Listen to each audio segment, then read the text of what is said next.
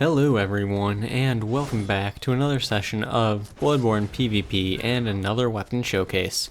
This time I am using the Threaded Cane, which is one of the starting weapons in the game, and if you did not pick it as a starting weapon, one of the weapons that you can purchase after finding the Saw Hunter badge. Now, this weapon in PvP is one that I honestly have a bad habit of underestimating when I fight people who use this thing. And that's a very big mistake. This thing can deal some really crazy damage if you have a proper build for it.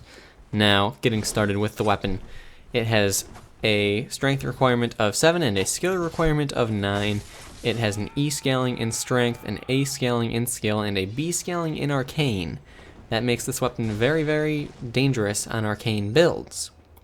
Now, as I said, it is a starting weapon, and if you did not pick it, you do need to find the Saw Hunter badge, which is located relatively early on, so don't worry too terribly much about finding it. It's behind a big pig.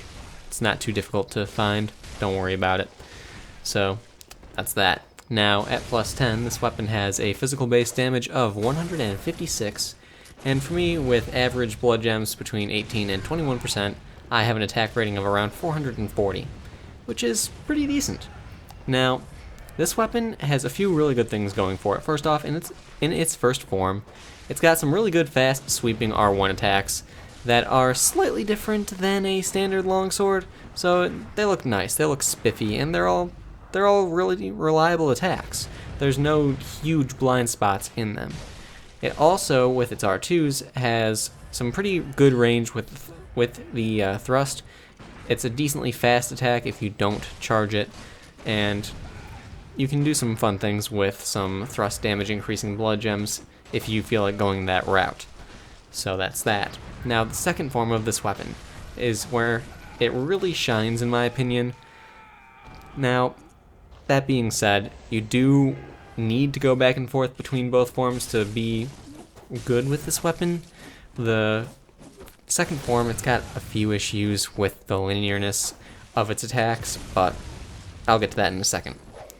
Literally, 1 second. So, the R1s with the weapon in its secondary form, they're somewhat sweeping, but they're generally linear sweep. They cover a little cone in front of you, and that's all well and good, but it leaves your sides exposed. Now, that can be made up for by its R2 attacks, which are very wide, long-reaching sweeps, which makes this weapon great for dealing with mobs in PvP, or PvE. Well, and PvP too, I suppose, if you're being ganked. I suppose that is a reasonable thing to say.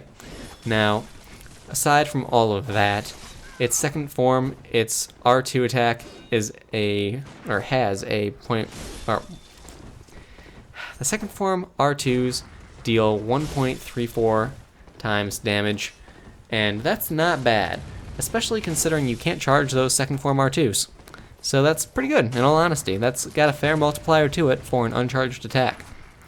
Now, the pros of this weapon, the fast sweeps in the first form are definitely on that list, and the medium super long reaching second form is really good.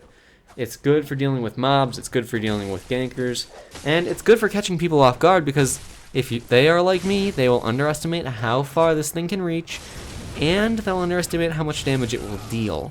So that can lead to some pretty bad situations, and that's me talking from first-hand experience right there. You don't want to mess with this thing. So, that's all that. Now, as far as baits with the weapon are concerned, there's really nothing overly special with it. The second form transform attack into the first form, that's a decent attack right there. You don't really need a bait to set up that very well, but if you feel like trying to bait for that, then go for a dash backwards before attempting it, because you have to really wait for the person to be chasing you down in order to have a reliable hit with it. Plus, like in that last fight where you get it for a kill, it's very satisfying, especially if you get your distance right with it. It's just a nice, clean-looking kill, and there's nothing wrong with that. So, that's my opinion there. So, the cons of this weapon. It's got a few that are pretty significant. The biggest one I would have to say would be the openings in its second form R1s. I mean, you've got essentially a cone in front of you where you're attacking, but that leaves your left and your right sides very open, And even if you do unlock and play like that, that makes it a bit hard to free aim with those attacks, so you are going to have some issues. Overall though, it's a decent weapon, not top tier, but something you do not want to underestimate. Also, one more con that this weapon has on its dashing attacks in the first form, it has a little bit of a blind spot on your right side. It's not much of one, but it is there, so pay attention to that and try and take note of it. It's best if you're going to be doing a dash attack to unlock before you do the dashing R1, or if you're going to focus on dashing attacks to chase someone down, then you want to be in your second form because you've got extra reach with that sweep. So it's something good to keep in mind and something really, really good to take advantage of. And I should have closed the door, I guess. Sorry if you guys can hear the shower turning on. Oh well, it is what it is. Can't exactly fix that now, can I? So, yeah, overall, really fun weapon to use. Definitely something not to underestimate. And if you do feel like messing with thrust increasing blood gems, then this is definitely a good weapon to choose for that. The charged R2s with this weapon can be very, very powerful. When I was using one, I actually don't think I included the thrust increasing blood gem clips in this video. Shame on me. But when I was using them, I had one also that increased damage versus open foes, essentially a Leo ring-like effect, and I hit someone for 900 damage with a charged R2. Pretty high for such a early weapon that you are able to get. So, that's that. That's all I gotta say about the weapon. Hope you all enjoyed the video, found it helpful in one way or another. Please like, subscribe, and if you are interested in supporting the channel further than that, please do check out my Patreon page. There is a link to that in the description. But anyway, thank you all for watching, and I will see you all next time.